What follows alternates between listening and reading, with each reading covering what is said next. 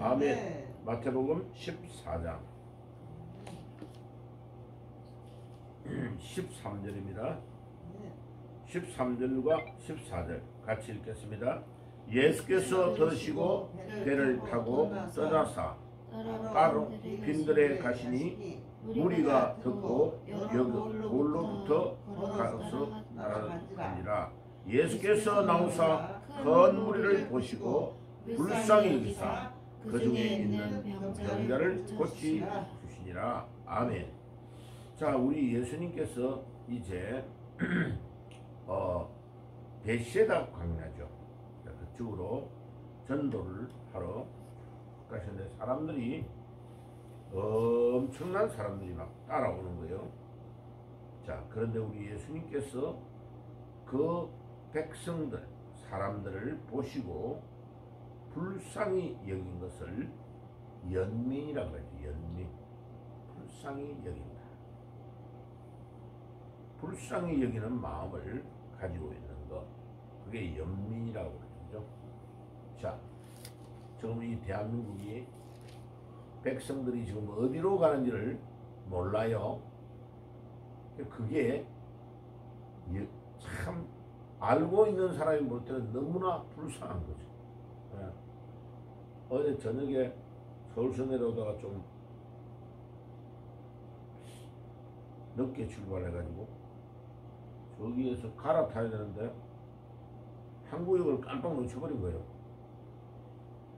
시간을 바꾸는 시간 교대하는 고기가 시간이 11시 38분으로 봤는데 딱 보니까 예감인상에 보니 24분인데 이미 통과해버린 거예요.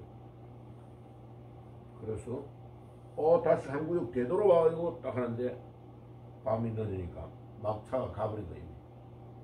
야, 그래가지고 저기 어디입니까?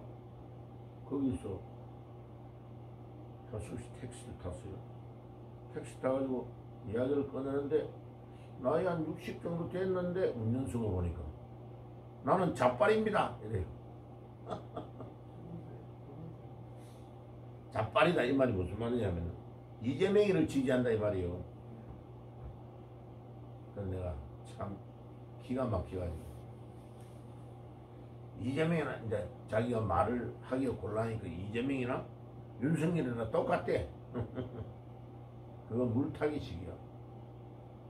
그래서 참 내가 그러니까 자기가 더 이상 그런 이야기는 하고 싶지 않다는 식으로 말하다. 그래 아예 그냥 내 이어폰 듣고 왔는데 참 뭐냐면은 나라가 다 망하고 뭐 12가지 재판으로 잡혀 들어가는 게 뻔한데도 백성들은 운전수니까 택시 운전을 맨날 하는 사람이니까 타는 손님들에게 여러 이야기를 들을 거 아니에요. 가장 정보가 빠르단 말이에요.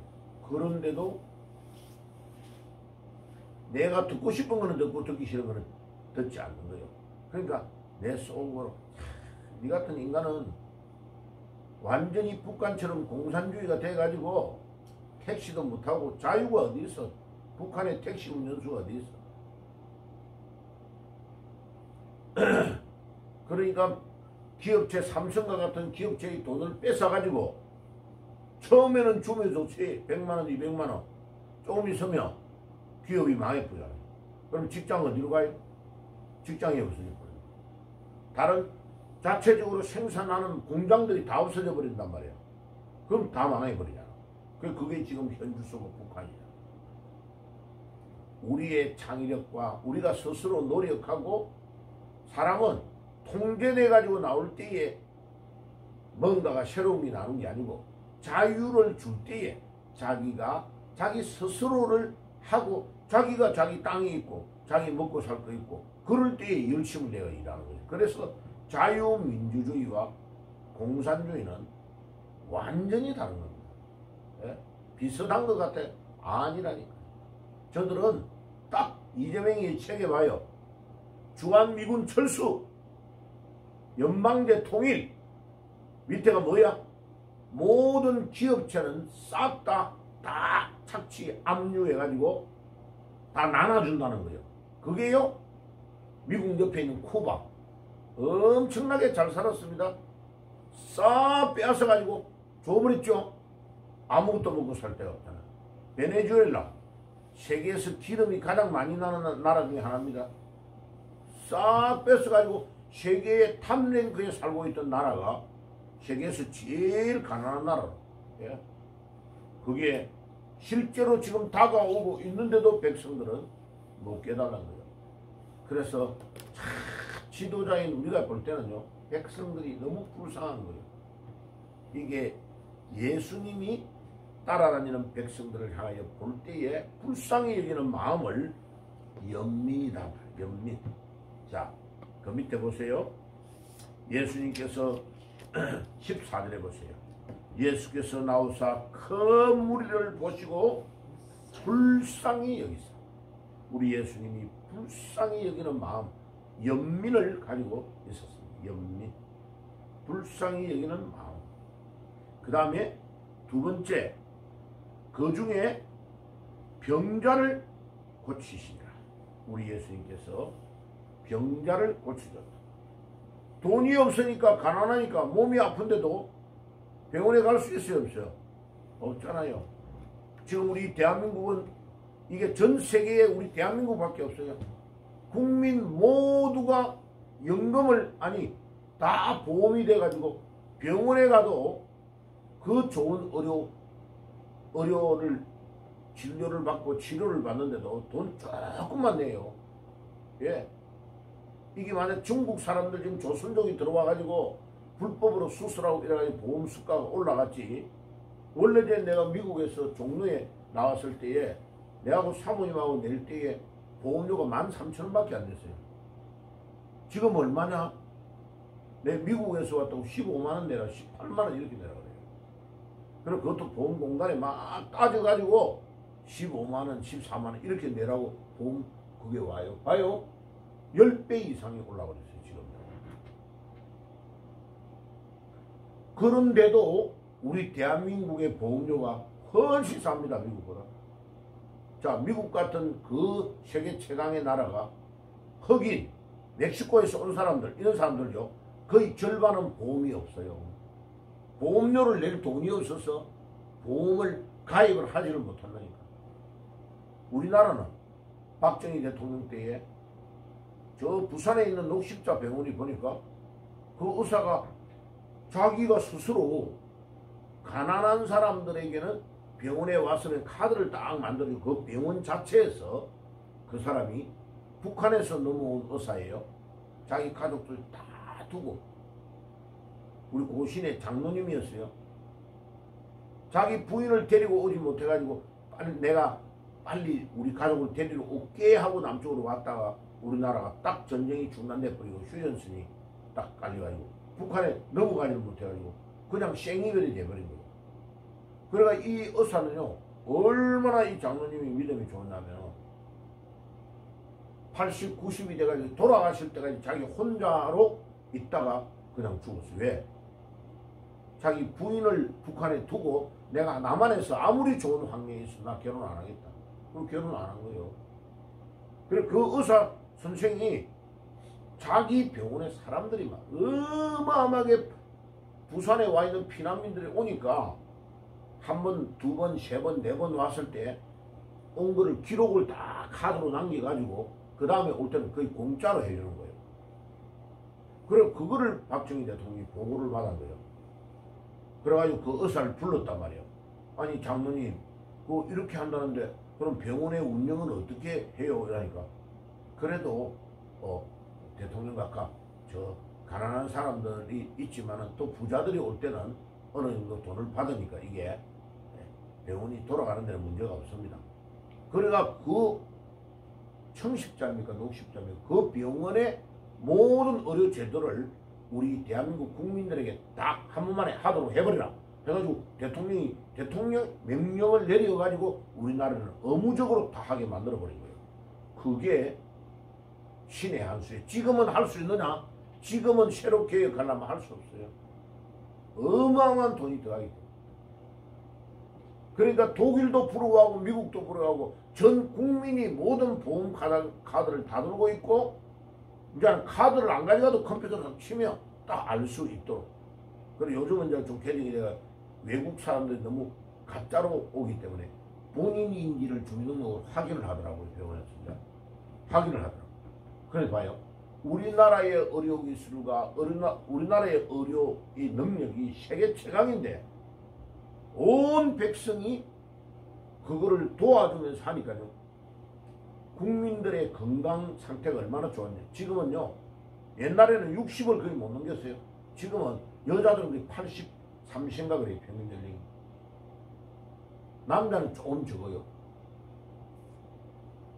그러니까 우리 대한민국을 하나님이 지도자가 불쌍히 여기는 마음, 이 연민을 가지고 도왔다. 우리 예수님께서 2000년 전에 갈릴리 오셔서 이스라엘에 오셔서 예수님이 보시고 백성들을 불쌍히 여기는 마음을 가졌다. 그런데 전도의 제일 중요한 핵심은 불쌍히 여기는 마음입니다. 사람들을 볼 때 불쌍히 여기는 마음. 우리가 지금 이 나라가 혼란하고 어렵잖아요. 불쌍하게 여기는 마음으로 이 나라를 생각해야 이 공산주의를 무찌를 수 있고 중국이 깊이 우리에게 관련되어 있는 지금 어느 정도냐면요.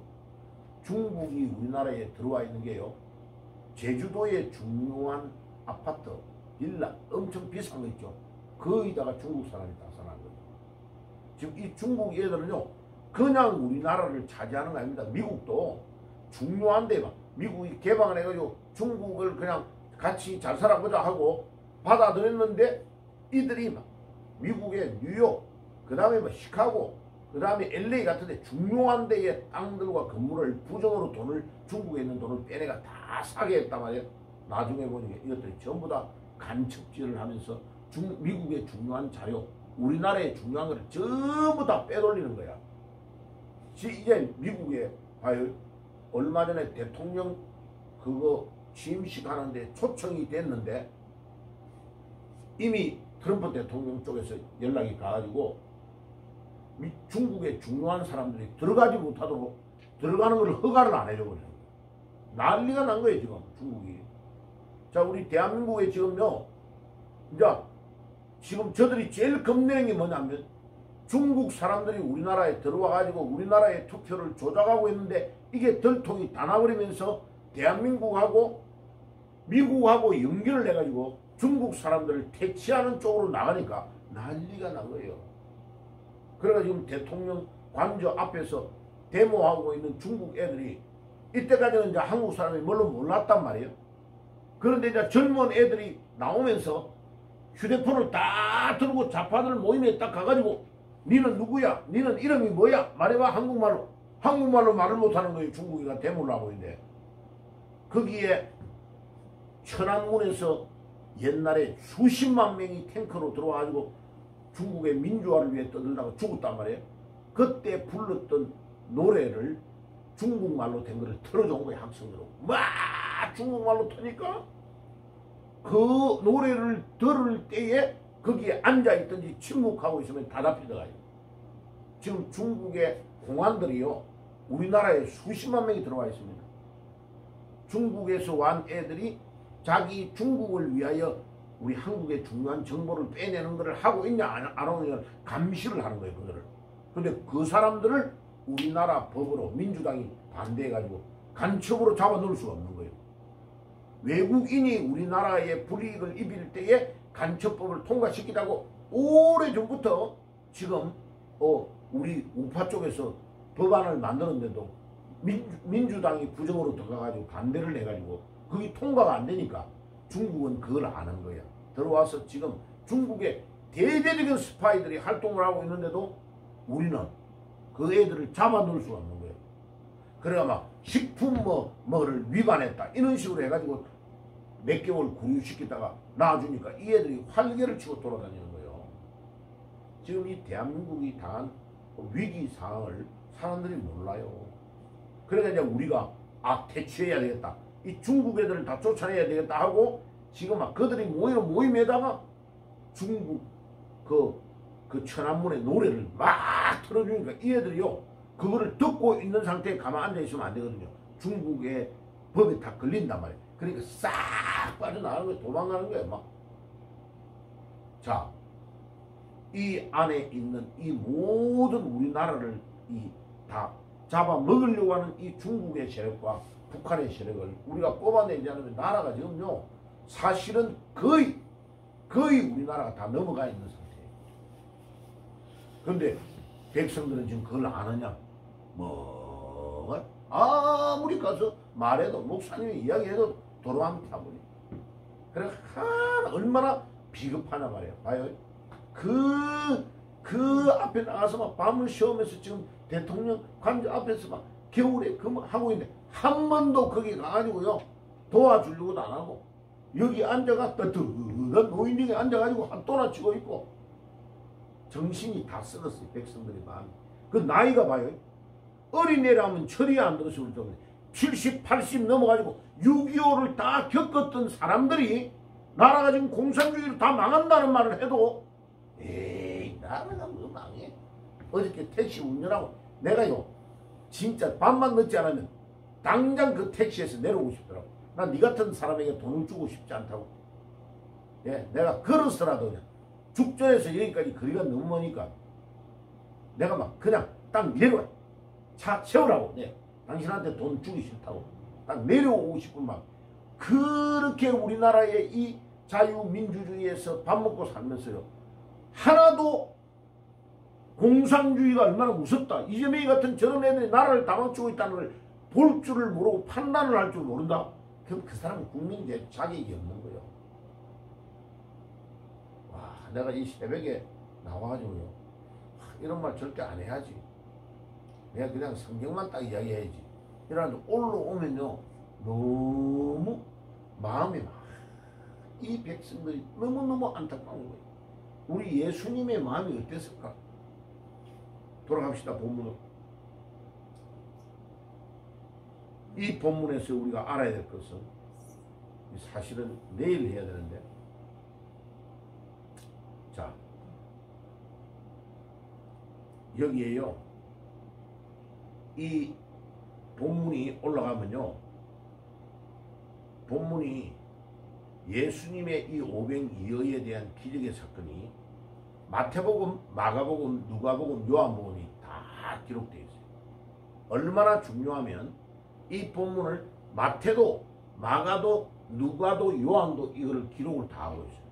이 본문. 얼마나 중요합니다. 그래서 내일 조금 더 상세하게 제가 이야기를 할게요. 자, 오늘 우리는 여기서 알아야 되는 것은 우리 예수님을 따라다니는 수많은 사람들이 몇만 명이 막 따라다니는 거야. 그러니까 예수님이 병을 낫게 해주고 막 기적을 일으키고 예수님이 보리떡 5개와 물고기 2마리로 수천 명을 먹이는 이런 사건을 하니까 예수님에게 가면 뭐가 있는 거죠.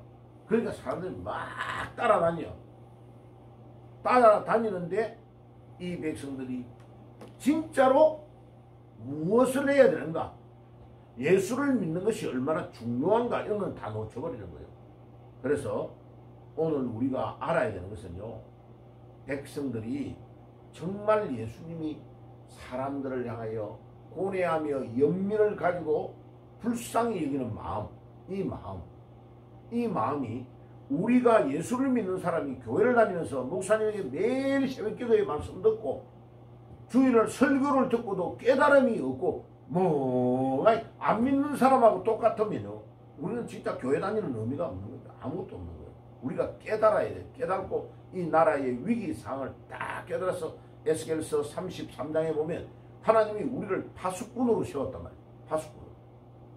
보초를 서는 사람이 그냥 총난하고 자는 거야.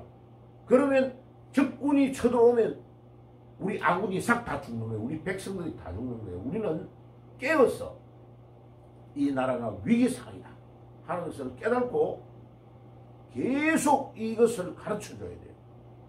그래서 놀라운 거는 지금요 광주하고 이쪽 쪽이요 돌아오는데 지금 윤 대통령을 지지하는 사람이 35%가 넘은 거예요. 놀랍죠? 그러니까 하나님이 이제는 막 교회가 일어나고 막 이 나라가 잘못되고 이재명에 문제가 있다 하니까 이제는 깨달을 수 있는 사람은 이제 가짜 뉴스를 안 듣고 휴대폰으로 아 이게 나라가 좀 이상하네 하고 찾아보기 시작하면서 안다는 거예요. 그리고 자기 자식들 젊은 애들이 돌아오니까 엄마 아빠한테 막 장수를 할 거 아니에요. 나라가 큰일이라고. 그래서 이거를 우리가 깨우고 가르쳐 줘야 되겠다. 자, 오늘 아침은 여기까지 할 거예요. 내일 이제 보리떡 5개, 물고기 2마리로 기적이 일어난 사건에 대해서 말씀을 내일 드리겠습니다. 기도하겠습니다.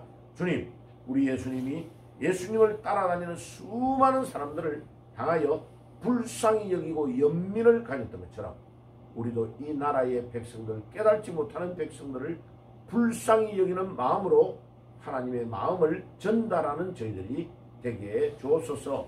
예수님의 이름으로 기도드리옵나이다. 아멘.